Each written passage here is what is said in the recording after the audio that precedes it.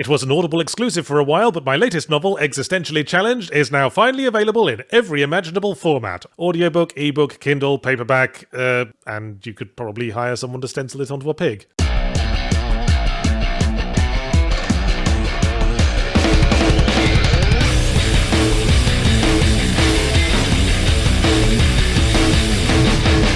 There is a saying in the creative industries, you are only as good as the last thing you did. And therefore, with the release of Redfall, Arcane, the developers of Dishonored, Deathloop and Prey 2016, are a bunch of incompetent time wasters who have as much business making games as a walrus has assembling a Lego Death Star. You know, I usually regret the fact that my reviews come out after everyone else's, but on occasions like these I can see the advantage, because Arcane were probably hoping that the initial kicking was over, and that they were free to focus on avoiding eye contact with everyone for 6 months or so, until we all forget about this, but no, I haven't forgotten. I will never forget Arcane. Let's look at Redfall. Let's look at what you did. You know what says something is that even forcibly installing the EA app and adding it to Windows Startup without me asking, like a deluded Los Angeles waiter including their headshot with a casting director's restaurant bill, was only the spun sugar decoration on top of the dogshit croquembouche that awaited. Alarm bells were already ringing because the game was selling itself as a 4-player co-op shooter that's just as good played solo, which, as I've discussed in the past, has never once been true. You can't optimize for both experiences. It's certainly possible for one person to ride a 2-seater bicycle, but you'll struggle with the extra mass and everyone will think you're a twat who didn't notice their spouse fall off. But after picking the one character whose abilities seemed best suited for single playing, the sniper who can turn invisible, as opposed to the one with the group hug healing power or the one who can jump quite high, I was subjected to a very cheaply made cutscene consisting of narrated storyboards establishing that vampires have taken over the isolated New England town of Redfall, and our attempt to flee on a boat was foiled when they did a vampire magic and moved the water. And honestly, intro one step more elaborate than a fucking text crawl on black aside, first impressions were good. After my character awoke on the immobilized ship, the striking imagery of this wall of water folded up like a gigantic used towel parcelled out from glimpses through portholes before we finally escape the ship and see it looming above us, the dry lake bed strewn with debris leading us inexorably back to the occupied town, and then a voice calling to us over the apocalyptic scene, a gang of the vampire's minions, humans entreating us to end our foolish resistance and accept our new masters. It was all really compelling stuff, until I walked up to the first vampire minion, punched them once in the head, and they instantly ragdollized like a sack of congealed cum. In fairness, it was a stealth attack, but then their mates rolled up to raise an objection, I pulled out the starting handgun, and they all dropped instantly from one pop to the head. At that point, I wondered what the other 3 players would have been doing if I'd brought them along, presumably holding my coat or bringing me snacks. Same story unfolded the whole way up to town. I'd stumble upon hunting parties of 3 or 4 lads, and they'd all die like sleepy chickens in a facility owned by Colonel Sanders. Kind of disappointing to make a big thing of how your game is about fighting vampires, and then have us mostly deal with their gun-toting squashy minions. For one thing, it brings to mind the Order 1886, the video game equivalent of your toilet backing up at the end of a long day at work. But it wasn't long before the first vampire enemy, and the game hyped it up well enough. You go down to a creepy basement, a shadow is cast upon a wall from an upcoming door, a spindly figure hunched over a corpse exuding menace and bestial power. And then it ate 3 shotgun shells and died. I'm sure its claw strikes would have been pretty devastating had I not outwitted them by slowly getting out of the way. Still, you shouldn't judge a book by its tutorial, and vampires are a bigger threat in the open world gameplay, especially when they group up and start getting superpowers, or at least they were, until I equipped my first stake launcher, and then most of the vampire threat grumpily slunk off to join their minions in the disabled toilet set aside for one-hit killed chumps. Am I supposed to have this weapon game? Starting to feel like the teacher gave me the answer sheet instead of the test. Yeah, the ammo capacity's low, but I just fill up every time I'm in a safe house. What else is there to spend money on? OnlyFans? I ended up cranking the difficulty up to hard. And understand how rare that is for me, a cowardly soft-thumbed game journalist who hesitates to attempt to remove stolen food items from the mouth of his small chihuahua. But I was looking for a fun game, and so far this was about as fun as murdering baby seals en masse in a car-crushing device with a very well-oiled activation switch. But hard mode didn't help much because the AI's so atrocious. Sometimes enemies fight you, sometimes they just run around in circles like they're sizing up the best wall on which to draw their cave paintings. The intended Jiminy Cockthroat model of giving you the option of stealth or combat falls apart, because why wouldn't you just plow straight in? What are you afraid of, alerting everyone and causing them to form an orderly queue at the nearest bottleneck? For all the sense of dread I had from the way host game was above play game in the main menu, I became more and more dubious that Redfall was geared for multiplayer. I mean, I assume the difficulty's adjusted for more players. They might even have to deal with like 3 dudes running around in circles at once. But that aside, the critical path is dotted with story missions where we're expected to basically play an audio log and then sit there paying rapt attention for 2 minutes before we're allowed to move on. And I don't see how having some mates around would help immerse me in the story, because they'd all be standing behind the characters doing finger bunny ears. It's about the strongest presence the story has. Most of the rest of the time it's told through more of those narrated storyboard cutscenes, and those leave a lot out. Many characters and situations are just sort of there without formal introduction. We unlock a basement door and cut straight to a montage of us helping citizens rebuild the safe house. Steady on, guys, I was just looking for the bog. The word that defines Redfall is flimsy. From the narrative to the game design to most of the enemy's skeletons, they're all so badly put together. A game of half-baked combat encounters copy-pasted and stretched out to fill an over-large sandbox map, like an ill-judged amount of flimsy tinfoil over the leftovers of a meal that nobody particularly liked. Part of me hopes that it was an act of passive aggression on Arcane's part, like someone asked them to make a multiplayer shooter with broader appeal than their usual more experimental stuff, and they plopped this down like a resentful spouse with a burnt dinner. But they were working on this for years. Passive-aggressive feels wholly inadequate to describe someone who could sustain that amount of spite for that long. You'd need a better name for that. Something like My Mum.